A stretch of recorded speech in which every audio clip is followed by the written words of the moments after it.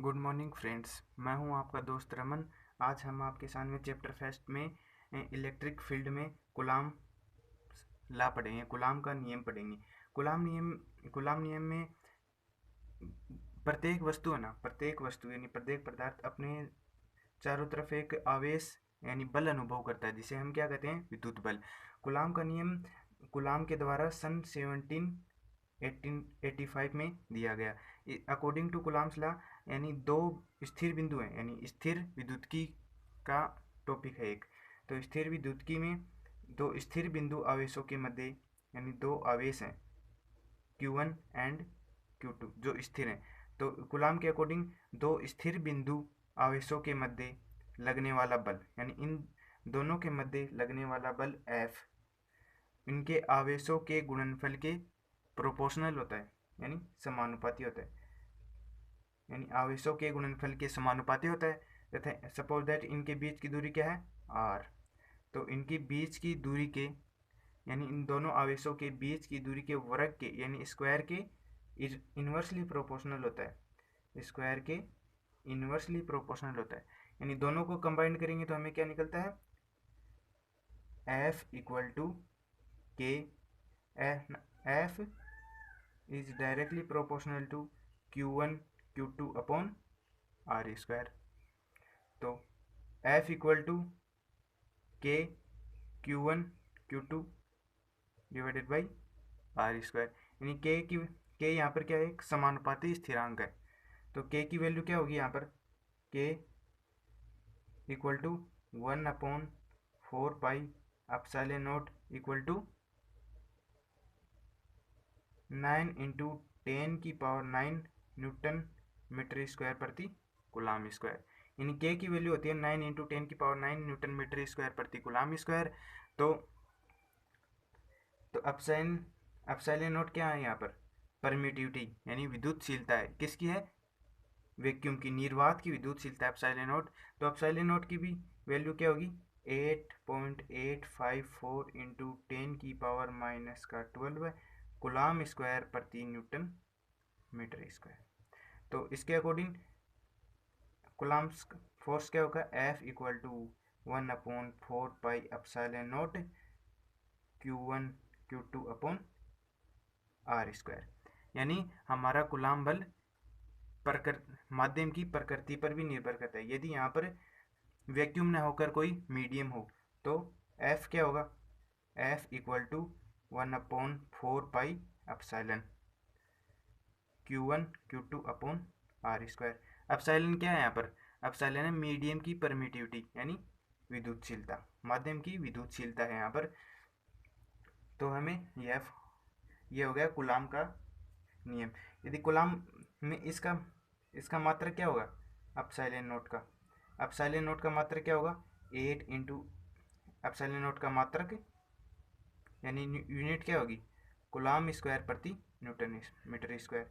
तो विमा, इसकी विमा क्या होगी, इससे निकालेंगे ना, तो इसकी विमा हो जाएगी m-1 L-3 T4A2, ये हो गई इसकी विमा। अब हम पढ़ेंगे नेक्स्ट डाइलेक्ट्रिक कांस्टेंट, यानी डाइलेक्ट्रिक कांस्टेंट यानी पैरा वैद्युतांक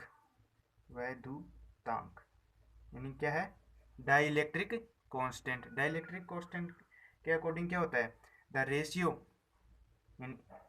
ratio of permittivity to medium, the ratio of permittivity of medium to permittivity of free space, ये होता है डाइलेक्ट्रिक कांस्टेंट का फॉर्मूला। एंड हवा के लिए यानी एयर के लिए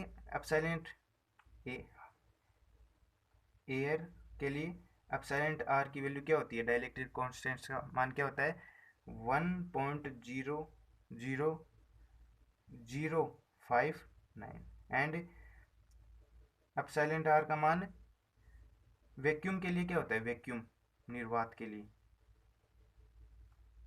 लिए क्या होता है, 1 होता है। और सुचालक पदार्थ के लिए क्या होता है, सुचालक पदार्थ के लिए एप्सिलॉन आर का मान क्या होता है, इन्फिनिटी यानी अनंत होता है। अब नेक्स्ट टॉपिक है हमारा रिप्रेजेंटेशन ऑफ कूलाम फोर्स यानी कूलाम के नियम का सदिश निरूपण, वेक्टर रिप्रेजेंटेशन यानी कूलाम के नियम का सदिश निरूपण, vector representation of coulomb force, सदिश निरूपण यानी Q1 सपोज दैट Q1 आवेश मूल बिंदु से R1 दूरी पर स्थित, यानी सपोज दैट Q1 आवेश यह हो गया हमारा मूल बिंदु से R1 दूरी पर स्थित है, R1 वेक्टर दूरी, एंड Q2 आवेश मूल बिंदु से R2 वेक्टर दूरी पर स्थित है, और दोनों इस तरह बल अनुभव करते हैं। यानी कूलाम फोर्स तो लगेगा इनमें, तब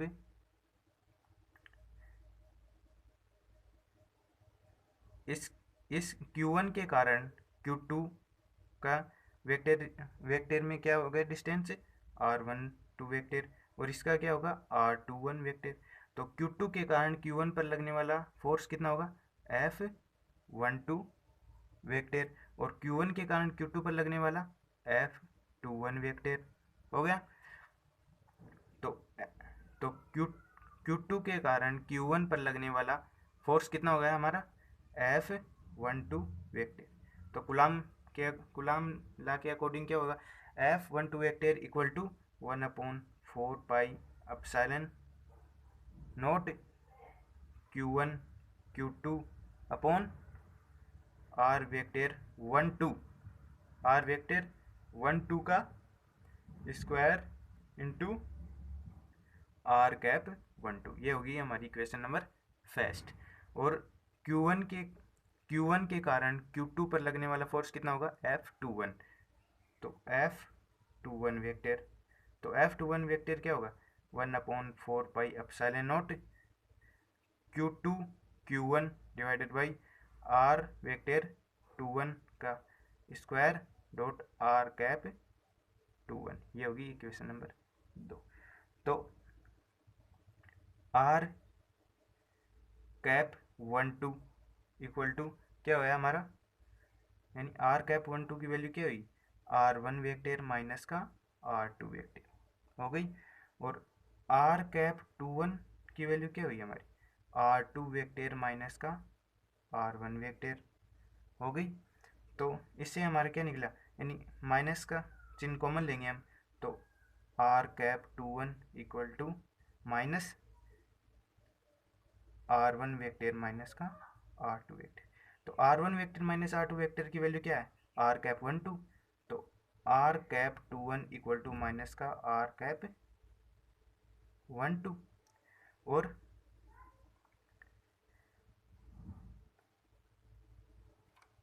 R12 स्क्वायर और R वेक्टर 21 स्क्वायर, इन दोनों की वैल्यू क्या है समान है, और इन दोनों की चार्ज अपोजिट हो गए। तो चार्ज अपोजिट हो गए तो समीकरण फर्स्ट से हम लेंगे, तो समीकरण फर्स्ट है F12 vector equal to 1/4 pi epsilon naught Q1 Q2 R21 vector का स्क्वायर, यानी ये दोनों बराबर हैं इक्वल हैं, और माइनस का R कैप 21 हो गई वैल्यू। तो F12 वेक्टर इक्वल टू समीकरण 2 से ये करेंगे, इसकी वैल्यू रखेंगे तो माइनस की F वेक्टर 21, यानी charge same and opposite direction में, यानी दोनों की वैल्यू सेम यानी सेम चार्ज है और दोनों की डायरेक्शन अपोजिट है, हो गया। और यह तृतीय नियम का पालन करता है, किसके तृतीय नियम का न्यूटन के तृतीय नियम का पालन करता है ये कूलाम के नियम का सदिश निरूपण, थर्ड लॉ ऑफ न्यूटन का नियम का पालन करता है, यानी फोर्स बराबर तथा अपोजिट डायरेक्शन में है। Thank you, please subscribe and share.